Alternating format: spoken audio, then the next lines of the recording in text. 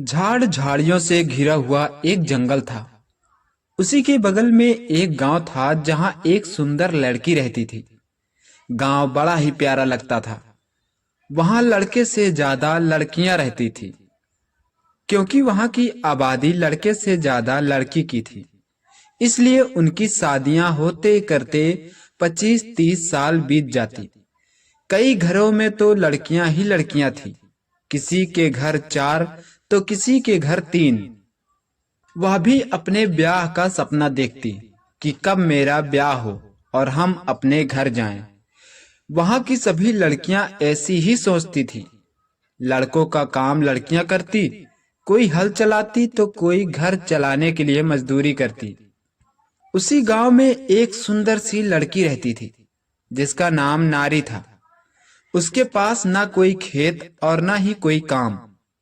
वह अपना घर चलाने के लिए जंगल में लकड़ियां काटती और उसको बेचकर अपना घर चलाती।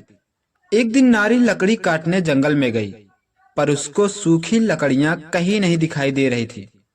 वह सूखी लकड़ियां खोजते खोजते घने जंगल के अंदर पहुंच गई। वहां देखा तो बहुत सारी सूखी लकड़ियां पड़ी थी। नारी सारे लकड़ियों को एक एक करके इकट्ठा करने लगी। लकड़ियां इकट्ठा करते करते उसकी नजर एक पेड़ पर गई, जिस पर बहुत सारे बंदर खेल रहे थे और कुछ बंदर एक दूसरे के ऊपर उछल कूद कर रहे थे। नारी उन बंदरों को ध्यान से देखने लगी। नारी को यह सब देखकर मन में अजीब सा भाव उमड़ने लगा। वह सोचने लगी, काश मेरी भी शादी हुई होती तो कितना अच्छा होता। नारी का मन बेचैन हो रहा था। तभी एक बंदर आकर उसकी सारी लकड़ियों को बिखेरने लगा। बंदर को ऐसा करते देख नारी डर गई और वह लकड़ियों को छोड़कर वापस घर लौट आई। लेकिन उसके मन में अब भी वही ख्याल आ रहा था जो जंगल में दृश्य देखा था। शाम ढलने को आई थी। नारी जल्दी जल्दी जानवरों को चारा पानी देकर घर में खाना बनाने लगी। खाना बनाते बनाते उसके मन में दोबारा ख्याल आने लगे। अब नारी से और नहीं रहा जा रहा था। वह सुबह का इंतजार करने लगी। खाना खाकर सभी लोग घर में सो गए और नारी भी एक अलग झोपड़ी के कमरे में सो गई। नारी को रात भर वही दृश्य और भावनाएं याद आती रही। सुबह होते ही नारी जल्दी से भैंसों को दाना चोकर किया, खाना बनाया और जल्दी जल्दी खाना खाकर जंगल की तरफ चल दी। जंगल में चलते चलते वह उस जगह पहुंच गई जहां एक दिन पहले गई थी। लकड़ियां बिखरी पड़ी थी और पेड़ की तरफ नजर दौड़ाया तो वही दृश्य फिर दिखा।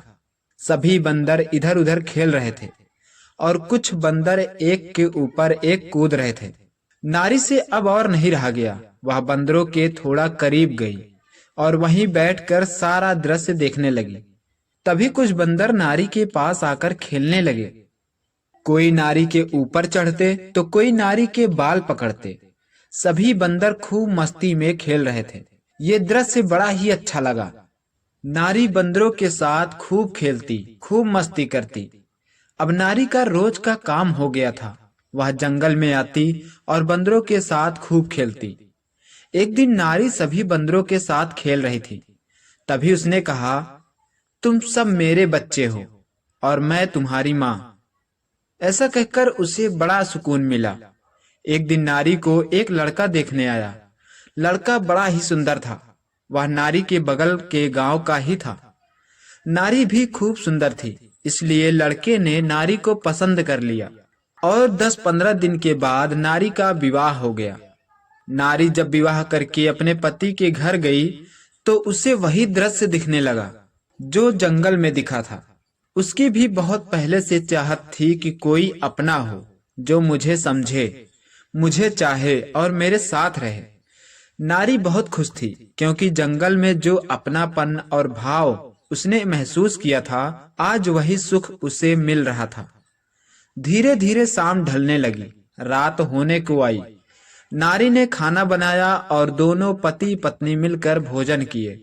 अब बारी थी उसकी, जो नारी ने जंगल में महसूस किया था। नारी अपने घर को बढ़िया से सजा दिया और अपने पति का इंतजार करने लगी।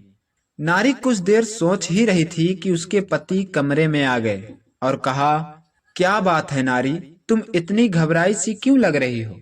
नारी कुछ देर तो चुप रही, फिर बोली, कुछ नहीं, हमने जो पहले सपना देखा था आज वही दिन आया है। पति ने कहा, कैसा सपना? क्या कुछ मुझे भी बताओगे? नारी ने सब कुछ विस्तार से अपने पति को हर बात बताई। नारी की बात सुनकर पति भी खुश हो गया। अच्छा, तो ऐसी बात है, तो चलो अब आराम करते हैं। ऐसा कहकर दोनों सोने चले गए। सुबह हुई तो नारी के चेहरे पर चमक थी और खुश भी। आज उसका सपना पूरा हो गया था जो उसने बहुत पहले सोचा था। धीरे धीरे नारी का छोटा परिवार भी हो गया, लेकिन वह कभी कभी जंगल में बंदरों के पास जरूर जाती थी और अब नारी अपने जीवन में खुशी खुशी रहने लगी। यह कहानी बताती है कि इंसान के जीवन में केवल रिश्ते नहीं बल्कि अपनापन, समझ और साथ सबसे बड़ी जरूरत होते हैं। जब मन को सही सहारा मिल जाता है तो जीवन अपने आप सुंदर हो जाता है। दोस्तों, यह कहानी कैसी लगी हमें कमेंट में जरूर बताएं।